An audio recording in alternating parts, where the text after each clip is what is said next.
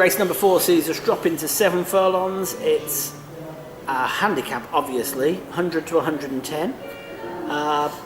It's one of those where, again, it's not a full field. Nope. So, it's not full this year.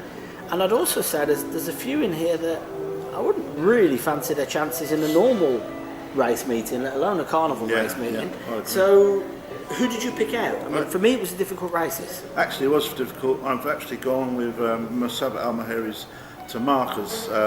First time that we're out here, coming off a Kempton all-weather win, which was only 4 horses run it, won by 2 lengths to another Sheikh Hamdan horse.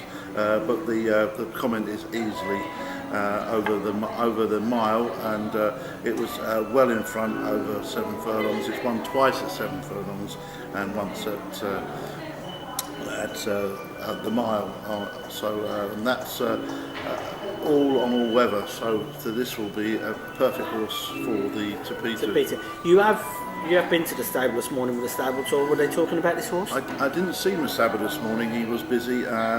They were hoping this would run very well and hopefully win. But be honest with you, I didn't even see the horse this morning, so it's tucked away somewhere. For me, apart from the Newmarket handicap when it was beat 100 lengths, so they've obviously pulled it up. Again, the first thing that catches my eye, and you'd say, oh, this was a good Godolphin horse. 3 for 3 on the all-weather. It's almost like the horses in the UK that they don't run that ground turf. They switch to the all-weather. Bang, bang, bang. Dubai Carnival. And obviously the owner, Sheikh Hamdan bin Rashid. The one that caught my eye about this one is they've got.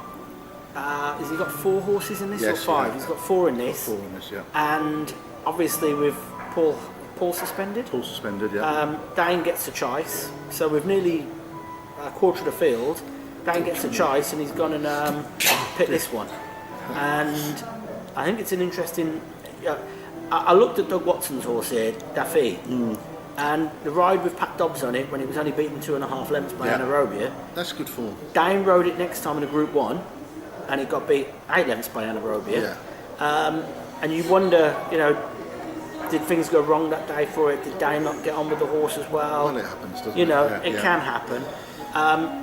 And I kind of thought, well, Dane's had the choice. He's obviously sat on both horses, so he's picked that one.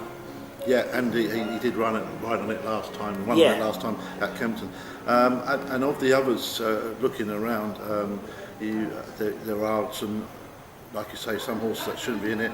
I looked at Zahi for a long while, Mike de Kock's horse, who ran here last year without winning.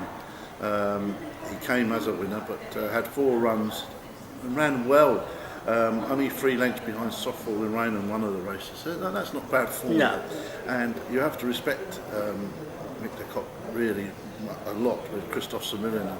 But I just thought this horse might be the one on all weather. Well, I tell you why I've ended up tipping Mike's horse is he said all of his horses were a little bit behind when they got here and they needed a run. Are you on about, which one are you on about? I was on about Zahi. Yeah, sorry, I'm looking at the Sheikh Hamdan horse, Alzaba. And Dane rode this last time. Yeah. And it finished 12 lengths behind that tongue, but in a 5 furlong race. Oh, yeah. And I looked at that and I thought, the amount of times you've seen Mike bring a horse out in a sprint race first to try and just get it right. Get the cobwebs out, that's right, yeah. And then brings it back and it hacks up. The Richard Hughes jockey booking stood out for me. Yep. And I thought, tell you what, that could be one that could just shock a few people. He threw him on turf to get it fit. It's never run on the all-weather. He'd obviously know whether it likes it or not. He's trained it a few times. Trains on all-weather, doesn't it? That's right. And that, it was kind of a case of, Thomas, it's between the two for me. I'll tell you one person who won't mind at all. Sheikh Hamdan. Sheikh Hamdan. Yeah.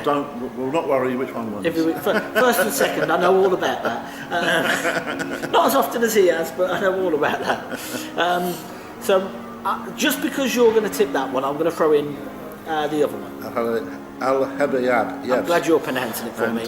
And mine's to Markers. You're going to Markers, I'm going Al-Habayab. Mine's number 3 and yours is number 5. There we go, nice and easy. So we're picking the horses for you, all we've got to do is learn how to pronounce them. This is why neither of us will ever commentate on races here. Imagine a purebred Arabian races, we'd be lost. That's race number 4.